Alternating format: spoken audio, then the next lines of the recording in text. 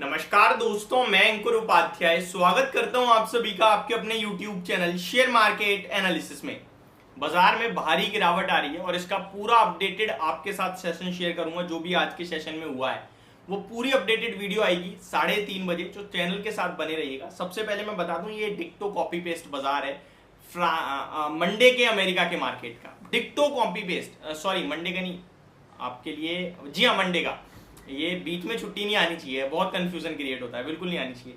Monday को जो America के बाजार में हुआ उसका कॉपी पेस्ट आज भारतीय बाजार में हो रहा है। कैसे, क्यों, क्या रीजन है, आगे रिकवरी या तेजी, ये खरीदने का मौका है, बेच दें, अब तेजी खत्म हो गई है, ये सारे टॉपिक जो भी आपके दिमाग में एज अ निवेशक घूम रहे होंगे, कोशिश करूंगा उनका आंसर करने की अगली वीडियो में 3:30 बजे, जो कि पोस्ट मार्केट आएगी। तो चैनल के साथ बनी रहिएगा।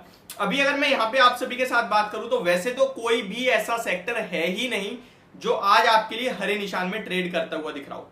अगर आप सबसे कम गिरने वाले सेक्टर की बात करें तो वो ऑटो सेक्टर है, 0.27% नीचे है। बाकी लाल निशान में तो सब है। स्पेशली अगर मेटल्स की बात करूं तो 1.77% की गिरावट है। अब मेटल्स को लेकर व्यू थोड़ा सा डिफरेंट है। क्या डिफरेंट है वो समझिए। देखिए, मेटल्स में पर्टिकुलरली बात करूं अगर मैं स्टील काउंटर्स की, तो चाहे सेल हो या टाटा स्टील हो या जेएसडब्ल्यू स्टील हो, गिरावट तीनों में ही है। टाटा स्टील 1.5% नीचे है, सेल 2.25% नीचे है एंड जेएसडब्ल्यू स्टील 3.25% नीचे है।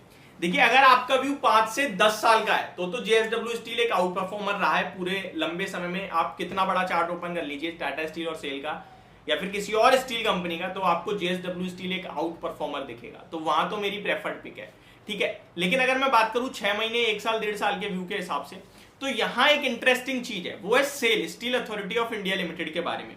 अब सेल 94 पे ट्रेड कर रहा है, तो निवेश के लिए मेरे को लगता है ये स्टॉक यहां से 15 से 20% पैसा बना के दे सकता है अपने निवेशकों को। इसके पीछे के 2 लॉजिकल रीजन जो मुझे दिख रहे हैं। एक, चाइना अपनी इकोनॉमी को, स्पेशली रियल एस्टेट को बूम करने के लिए, बूस्ट करने के लिए बहुत कुछ कर रहा है। रिसेंटली उन्होंने होम लोन को लेकर कुछ चीजें सामने रखी थी। 20% फर्स्ट टाइम जो बायर है उसको मिनिमम पे करना होगा एंड 30% सेकंड बायर को पे करना होगा एंड उसके बाद बचा हुआ जो लोन हो जाएगा। और लोन का इंटरेस्ट रेट कोई नहीं बढ़ाएगा, सिमिलर रहेगा। लोगों को ऑफर दिए जाएं घर खरीदने के लिए, ये सारी फोकस है। और रियल एस्टेट एक ऐसा सेक्टर होता है जो कंट्री की ग्रोथ के लिए बहुत इंपॉर्टेंट होता है, क्योंकि रियल एस्टेट में सब कुछ आ जाता है। ये मैं काफी बार शेयर कर चुका हूँ चीजें।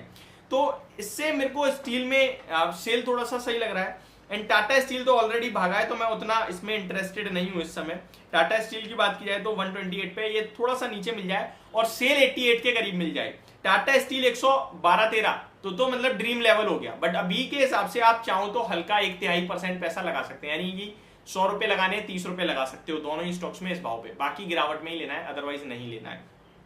अब इंपॉर्टेंट क्या है, क्यों गिर रहे हैं, स्टॉक स्पेसिफिक बात कर लेता हूं आप सभी के साथ लेवल्स के हिसाब से। तो सबसे पहले तो देखिए, आज की गिरावट में अगर आप पूछो क्यों गिर रहे हैं, कितना गिरेंगे, तो बेफिजूल का सवाल है।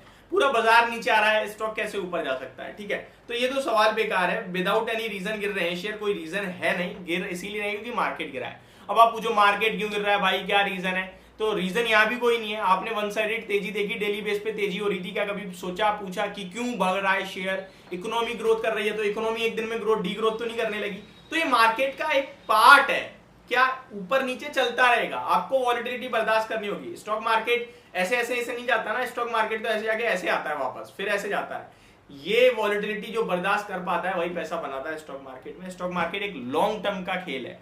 शॉर्ट टर्म में तो यहाँ पे बस अपने आप को एंजॉय कर सकते हो आप, इससे ज्यादा कुछ नहीं कर सकते, ट्रस्ट में आप करके देख लो अदरवाइज। अब टाटा स्टील की पर्टिकुलरली बात करूं तो स्टॉक में जो लेवल है वो एक्जैक्टली सपोर्ट लेवल के पास पहुंच गया है। 125 एक सपोर्ट है, उसके नीचे 123, फिर आपके लिए 117 रुपए का लेवल निकल के आता है। बट मुझे लगता है 128.70 पे अभी 127 रुपए का छोटा सा ट्रेडर्स के लिए एसएल देना चाहूंगा मैं। जो ट्रेडिंग करते हैं, बीटीएसटी करते हैं, सेम डे करते हैं, वो 127 ब्रेक हो तो फिर यहाँ पे 123 तक के लेवल्स दिख रहे हैं, तो उसको फिर अवॉइड करना चाहिए।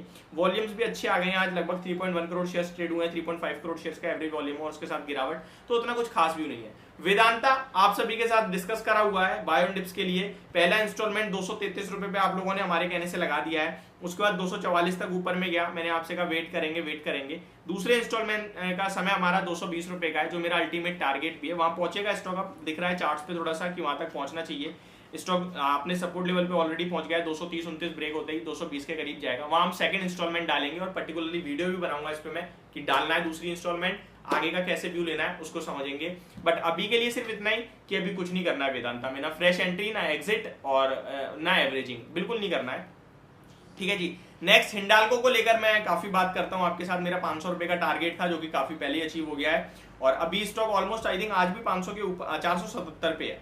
मेरा 480 से 500 के टारगेट थे, जो 500 में ऊपर में मैं लगभग 500 प्लस के हाई लगाए हैं, 510 का हाई लगाया है स्टॉक ने, तो टारगेट्स तो डन है। स्टॉप लॉस अभी तो काफी नीचे बन रहा है, 470 का बन रहा है सपोर्ट लेवल, और उसके बाद भी ऐसा कुछ नहीं कि बड़ी करेक्शन आएगी। 460 पे अगला सपोर्ट आ रहा है, फिर आपके लिए 440 के समथिंग आ रहा है, तो स्टॉक में हर 15-20 पॉइंट में एक सपोर्ट है, तो आप टेंशन फ्री हो गए, यहाँ पे भी होल्ड कर सकते हैं। टेक्निकल चार्ट पैटर्न काफी इंटरेस्टिंग और अच्छा है, हायर हाइस की फॉर्मेशन है, होल्ड करने की राय होगी स्टॉप लॉस के साथ। ये मेरी तरफ से आपके लिए पूरे मेटल स्टॉक्स पे वीडियो, होप आपको समझ पसंद दोनों आई होगी। Thank you so much for watching this video, have a great day guys.